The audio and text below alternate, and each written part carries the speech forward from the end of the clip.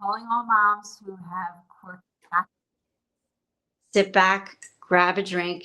We're about to talk to Ginny Kochis, the expert in raising quirky Catholic kids. I'm so excited to introduce Ginny Kochis, author of many books, provider of many resources. And Ginny, please introduce yourself to all listening and let us know who you are and how you can help us, those of us in the weeds with quirky Catholic kids. Yeah, absolutely. Thanks for having me. First of all, I'm perpetually cold, which is why I'm wearing my scarf in the house, in case you're wondering. But yeah, no, gosh, okay. So I have 3 neurodivergent kids. They are twice exceptional, which means, intellectually gifted. And then they have either developmental or learning differences. So my youngest is 11. Then I have a 15-year-old and a 19-year-old. And their diagnosis range from autism level 1, not impacting language or intelligence, to generalized anxiety disorder and OCD. And then we have some high markers for ADHD, but no real definitive diagnosis. But I definitely see it, in some of my kids. Although, sorry, I'm getting into the weeds. I was going to say it's hard to, neurodivergence is also interconnected. That, sometimes giftedness can be misdiagnosed as autistic, or you can have, they're considering putting ADHD under the autism umbrella. It's just all so intertwined, and it's complicated. So anyway, I have been serving Catholic moms in this space since about 2017, so 9 years. Originally, I was under the label of not so formulaic, which was kind of a mouthful. But I rebranded in 2024, and I've written over a dozen books for Catholic moms, and their kids, raising neurodivergent children. I dabble in fiction a little bit too, and my novels have neurodivergent characters. But yeah, no, I provide as much support and practical resources as I can for families in this space, so that they can really feel settled and like they belong and they have a clear path forward, because it can be hard to feel those 3 things when you're raising kids who are sort of outside the box.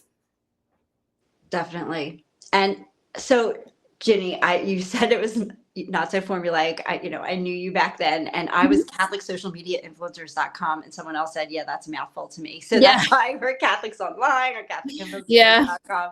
But anyway, we are serving people that have certain needs.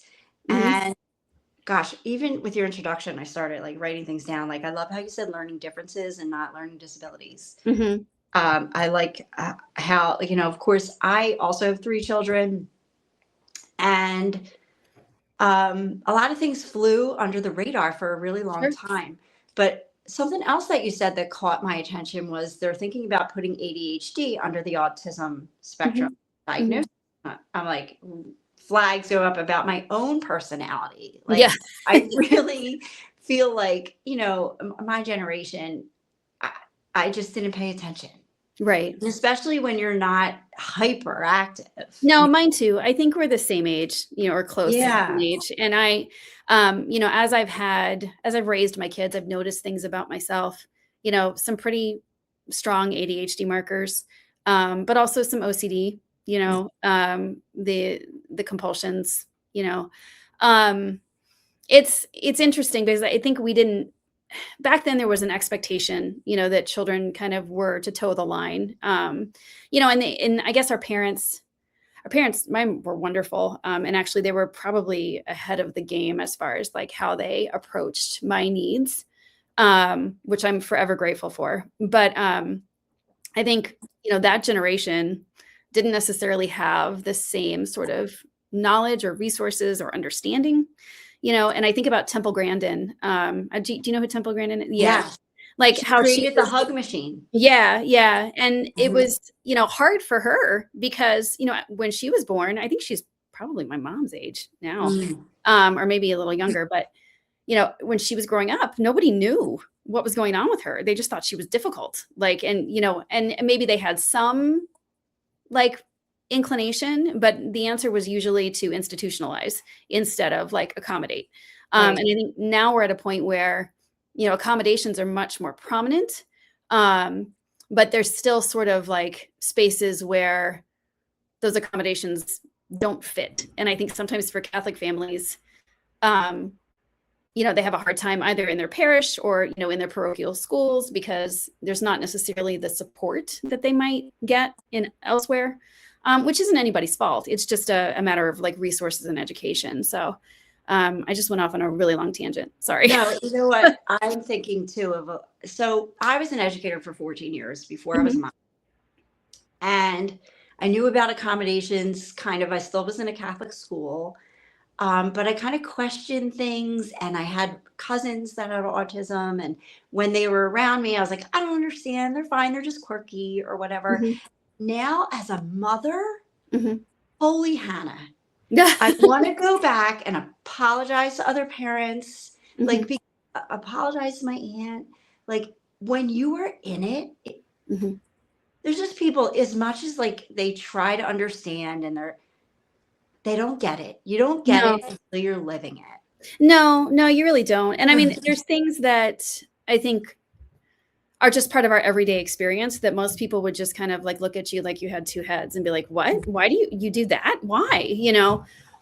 Which is fine, and that's part of why I do what I do, is because I want people to know that there is, an entire population of people who lives outside like the expected, like the typical, And that's not morally wrong. It just simply is. It's not flawed. Well, I think it's just important for us to have this conversation in a space where, Catholic schools are only equipped for so much. So, but they're definitely eager to learn. Oh, sure. Sure. And I see my own kids' school like going above and beyond and really being knowledgeable because they're parents as well.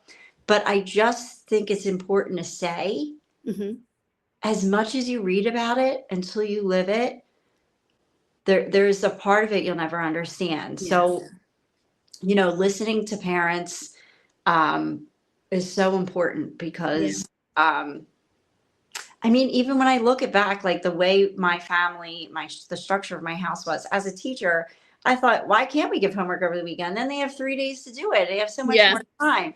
So coming from that perspective, but now being a mom, be like, oh, you don't get it. No. Right.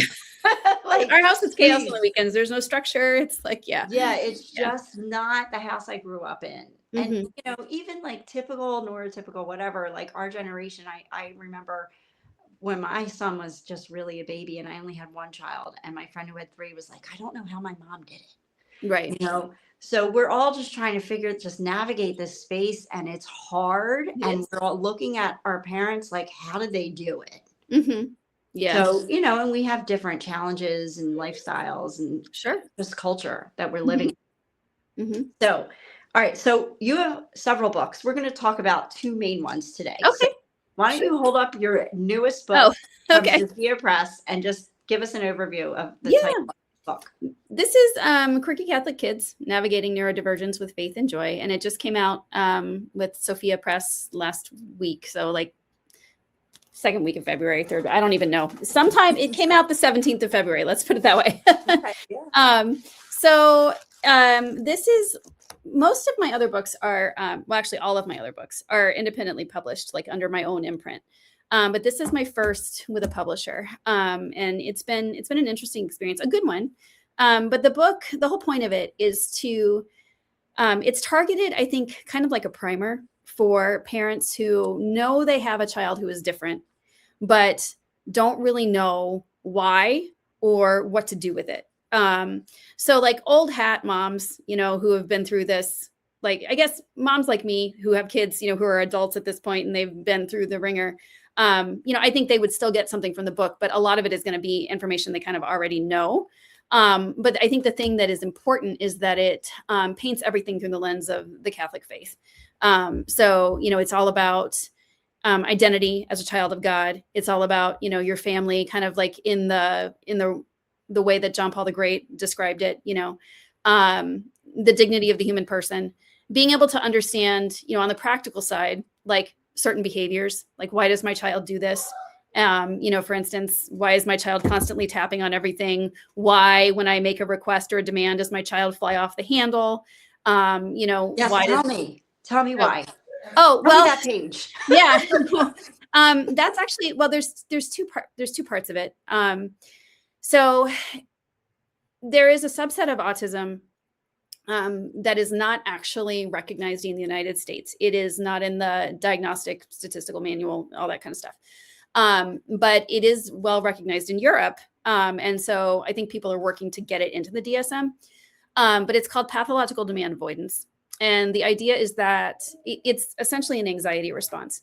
So when a child responds in that way, essentially they're panicking about all kinds of things. There's a power differential because kids who are autistic, kids who are neurodivergent, frequently feel out of control of their bodies, out of control of their minds, out of control of their situations, their environments, because they feel everything so deeply. They take everything in a way that is different and overwhelming. So making a demand kind of like adds to that. So the pressure becomes, I don't want to be told what to do because I need to feel like I have a say in this, or I need to feel like I am valued, instead of just being pushed around. And so, and there's also the flight or fight response, where it's like, I'm scared. I don't know that I would know how to do this task. I don't know that I'm ready for this task. And all of this is happening so fast in their brains that they can't even really articulate what it is that they're feeling. They just know that it feels wrong and they're scared. And so they lash out. Right. So, that's So how do I circumnavigate that? Because I'm telling you, that's one of my three. Yeah. There are lots of ways you can do it. I think the best way to start and see how it works is to give options, give choices, and say, hey, would you like to help me unload the dishwasher, or would you rather take out the trash? And then you've got like two choices there that they can choose from. That sometimes can help. Also, sitting the kid down and giving them say, hey, I really appreciate your help around the house. What are some things you can help me with? Or, hey, I really love the way you think. I'm really proud of your schoolwork, that you've done so far. What are some things that we can do to make the rest of your schoolwork easier? So like giving them a say in that. The other thing is using declarative language. So instead of put your shoes on and get in the car, hurry up, we're running late. It's more like we need to leave in 5 minutes. So the things we have to do to get out the door, we should do them, like just stating a fact, like not bless you. No, it's fine. Thank you. Yeah. Not this necessarily is all giving like gold. I feel like I have a full checklist of gold right now. You have and no idea. It's all in here. So and that was just like one page. So I don't think you realize how much and I read about this a lot. I had no idea about that thing in Europe and not in America. Yeah. Like you just blew my mind. I don't know why the US is so I think a lot of kids who have PDA will sometimes be misdiagnosed as having oppositional defiant disorder, which are two different things, obviously. But I think,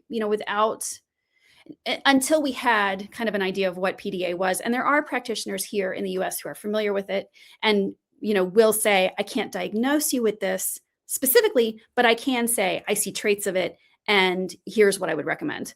So, if you have somebody who you can see, you'll still get some advice. It's just not an official diagnosis yet. The other thing that I think kind of throws parents off, that they're sort of like, what in the world, is rejection sensitive dysphoria. And that is when you correct a child and it's like the world has ended. And they're, oh, please, I don't deserve to live anymore. Or, they start yelling and screaming and saying this is your fault. It's not my fault. They deflect. That is kind of like another anxiety response. So it's sort of like a sister issue to PDA. And then I give, tips on handling that as well. So. That's so good. So, if I were to gift this to my kid's school administration or teacher, do you think that would be a good idea? Is that kind of strange? Or should they just have it on hand maybe to give to other parents? Could it help them in their job? What do you think about that? I mean, I think, I wrote it primarily for parents, but I think it is helpful for anybody who works with children, in any capacity. So, my pastor, he asked for a copy. I think, giving it to schools. I know my husband's director of counseling at a high school. He took a copy in to give to his boss and then to pass out to a couple other, places. Yeah, I think it's valuable regardless. Because, if you have kids in your classroom, whether you're a teacher or, a religious ed, you're serving in that capacity, you're going to have, it's highly likely you'll have neurodivergent kids in your classroom, and you're going to need to navigate that neurodivergence, in a way that is overall advice that like anxiety looks like Mhm. I don't want to listen. Because again, we were talking about our generation. Like I was a worrier. That's Yeah. what they called me but really what I realized in my 20s is I have general anxiety disorder. Yeah.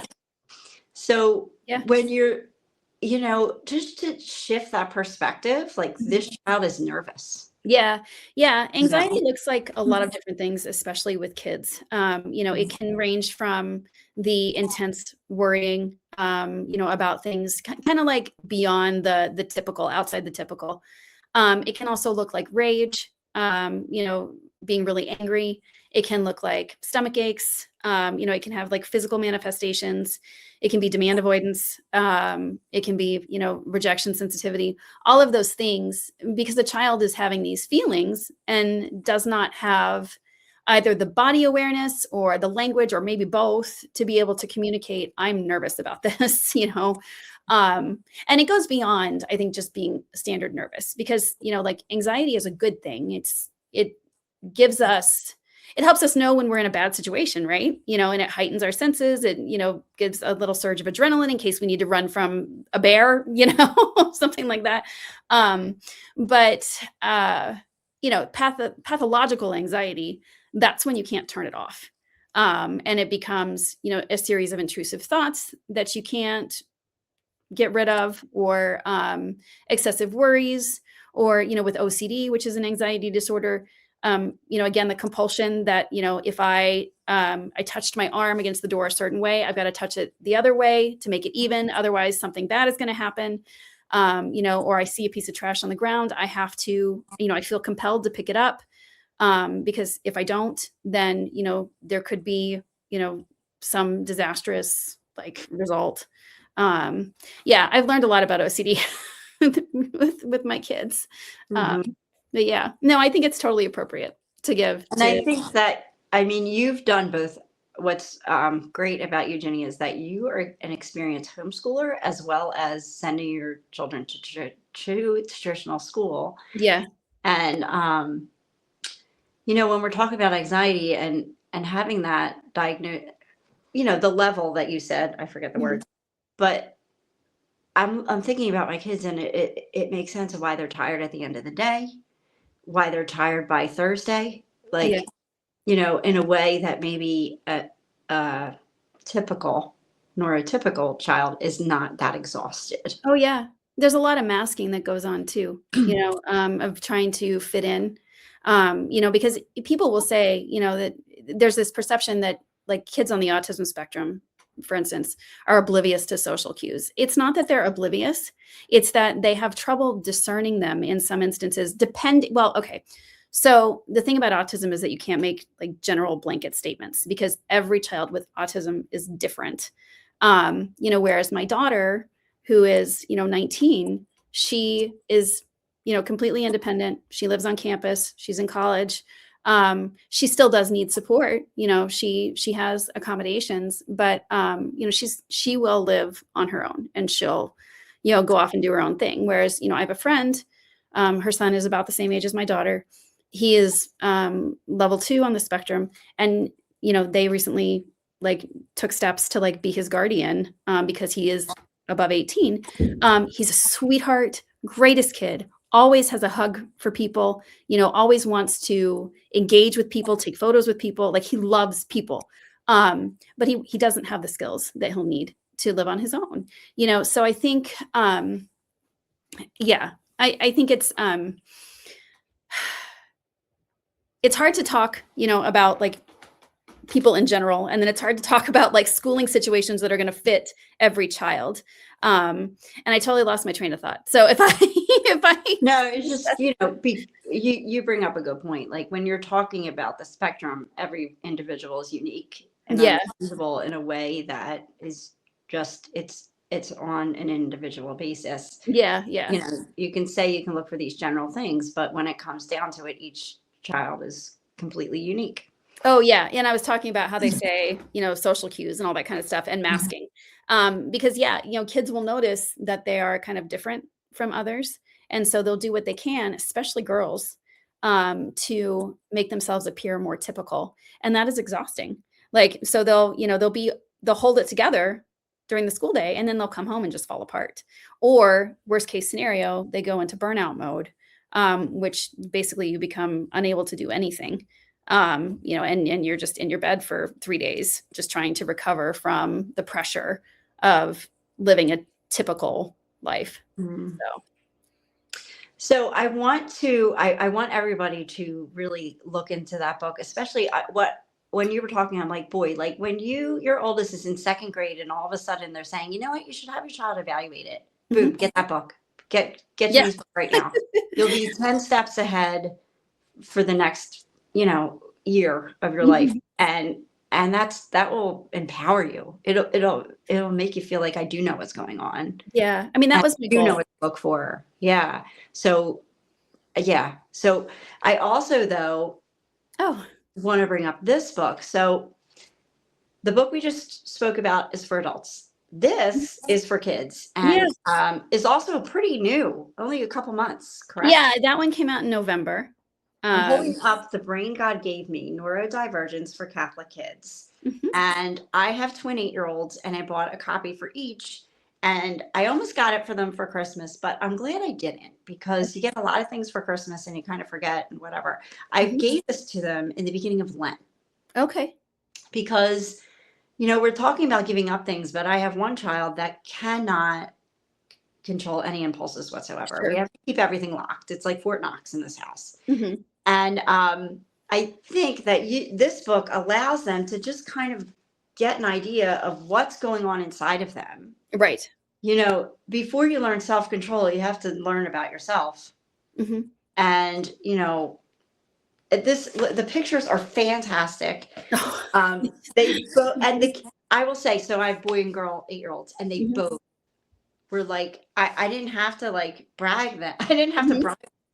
I thought I was going to have to bribe them to sit with me and read it. And I did. They were like, can I fill this out now? Oh my goodness. Oh, I'm glad they like it. Yeah. Yes. And so both of them have dived in on their own, but I've already started with my daughter, and we did way more than we probably should have done in one night, but she didn't want to stop. She didn't want to put down. And Ginny introduced me to Saint Thorlock, and I thought, oh my goodness, what a great saint for children. And we just started diving into it. But the best thing is, like, it, I had to read the word neurodivergent and neurotypical. Like, of course, that word is so big for an 8-year-old, but it's introducing it. It's a great conversation starter. And we even got to the page, because I do have one child whose stomach hurts every morning. And I'm like, I think that's anxiety. Yeah. So, you have it on a page in here, and just, we were talking about that, and I was trying to explain fight or flight to her. And, this is just one of many conversations. Yeah. But this is presented in a way that it totally meets them where they are. Well, and I think it's so important. Yeah, I think that's important. I do, because I want, I think it's important to empower kids to know who God made them to be, that it's not shameful, it's not wrong, that yes, you may feel different from other people, but there's a reason for that, and the reason isn't that you're broken. The reason is that your brain works differently from other people, and that's okay. And that you're not the only one out there, I wanted it to be gentle in its explanations, but also inviting. And I wanted to give them like a primer that they could understand, but also, practical strategies that they can use throughout their day when they feel overwhelmed, or when they're nervous, or, I have a there's a section on executive function. So like helping the kids learn how to keep their spaces neat, remember their homework and all that kind of stuff. Yeah. So yeah, it was, I think everything that I've created was something I really could have used when my oldest was like 6 or 7. And now that she's 19 and off on her own, I am grateful that I'm able to use, our family's experiences in such a way that it provides assistance for other families who are in the situation that we were in so long ago. And then, even those who are raising teens, because, your oldest is about to go into high school, maybe, so like, or just, depending on, or he's up there, in the upper levels of middle school. Yeah. So, raising a teen, it's a whole new ball game. And so I have stuff for teens too. Because that book that you're holding is like probably like 5 to 10, maybe 12. But it's for younger kids. And then I have other stuff for older kids too. So well, this was great too. We got to one page and I think you said, you asked them, do you see things in pictures or something? And my daughter was like, I see things in pictures. So it really like gave her the language. Yes. And I can't picture what she's trying to describe, but it almost was like allowed us to communicate better. Yeah. It's how important. Her brain is different. Yes. So they have that vocabulary, so they can express to other people what it's like to be them, when they need it.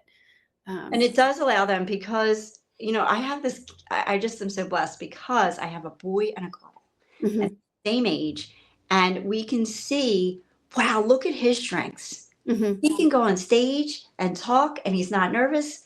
And then she can draw a roadrunner. Like, I'm like, how did you just... Yeah, right. So I was like, you have talents, he has talents, they're not the same talents. Yeah. You give him a pencil, he can barely write a cursive letter. Like, just, everybody has strengths and weaknesses. So, oh my gosh, they're going to kill me when they watch this. But no, I think it's important for, kids to know, like, hey, I have areas where I excel and I have areas where I need to grow, because that's what cultivates like a true growth mindset that like, no, my life is not always going to be terrible. My life is not always going to be easy, either. But, I have something to give to this world and God wants me to grow. And I think that's something a lot of us don't really even learn until we hit maybe our 40s. Yeah. It takes a long time. We know it, but we need to be reminded of it. Yeah. Too. Yeah. Because we get into this survival mode. It helps to be reminded. Yeah. Everyone has their own struggles that they're facing. We can't see, and that includes the people in our house and the people in our home and the people in our family. And I'm so happy that you share your gifts with the world. So so Ginny has things for young kids, adults, teenagers, but you also do consultation, and I believe you might even have like a community. So I do. I think this is just like a really good introduction. If people want to learn more, please tell them like where they can find you and all the things, so that people walk away saying, this girl's good, I'm getting this book, but how else can I reconnect with Ginny when I have other questions that come up? So go ahead. Yeah, I do offer coaching and consulting, and I have group coaching and individual. So I do have that, but you can find all of that on my website, which is quirkycatholickids.com. And then, I'm on Facebook. I'm also under Quirky Catholic Kids, and then same with Instagram. I do have a Facebook group, which is Raising Quirky Catholic Kids. But it's all under the same umbrella, so it's pretty easy to find me. Okay. Yeah. And then we'll do one last question before we go. So I had two. All right, you tell me which question you want to answer. Which is your favorite chapter of your new book, or when you do consulting, what is something that you find yourself sharing with parents over and over again that they need to know? I can answer both real quick. Okay, my favorite chapter is probably the one on talking to your kids about their diagnosis, because I think that's important. And then the thing that comes up most often, I would say, probably has to do with education, and that, no schooling choice is permanent, and that it doesn't have to, it's important to do what's right for each child, you know, at that time. So like, you know, coming from somebody who has private schooled, cottage schooled, public schooled, homeschooled, has one kid in college, you know, it's going to vary, obviously, you know, from child to child. So nothing is ever permanent. And then, you know, right now is not forever. I feel like that's a huge one too. You know, what you're going through right now is not the way it's going to be for the rest of, you know, eternity. So. And do you talk about medication and therapy in the book too? Yeah. I'm a big proponent of medication when it's indicated. I know a lot of people, I was not,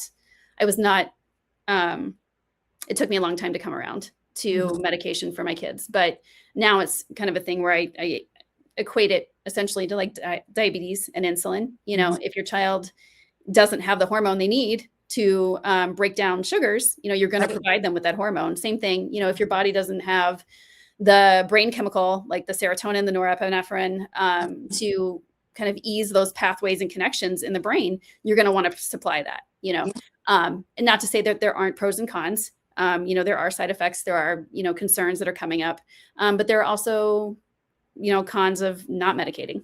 So I talk about all that in the book. I have one more. I swear it's my last. Yeah, no. Do you have any thoughts on like saffron or magnesium or those kind of like natural supplements? Yeah. I mean, I've tried them. I've tried a lot of them. And I personally, I feel like they work for some people. You know, I say, you know, if it's not, I'm all for doing what works for your family. So if it's not going to hurt you physically, if it's not going against faith and morals, give it a try. Right. Like, you know, if you want to try it, you know, if you have the budget, if you want to give it a good college try. I will say, you know, I think there's a point where, you know, you've tried all the supplements, you've tried all the dietary changes and nothing is working. And that is when you really need to look at medication. But like, I used to get really frustrated with people when they would say to me, well, have you looked at our diet? Have you taken out artificial dyes? And I'm like, that's not, I would have to breathe because it was not the situation at all, you know? Yeah. So. I mean, I try to avoid red dye like now. No, and I never cared about any of that, but now I feel like it's, you know, anything you can do to optimize their health. Sure. Absolutely. But at the same time, you know, if they're always in fright or flight and then you give them medicine and they're in that less, you're helping their physical health as well. Yeah. So, you know, and there are studies that show that, you know, not medicating ADHD can cause some pretty serious lifelong repercussions. You know, kids with ADHD are much more likely to, you know, have difficulties with substance abuse. Okay. But I will say that it's different for girls.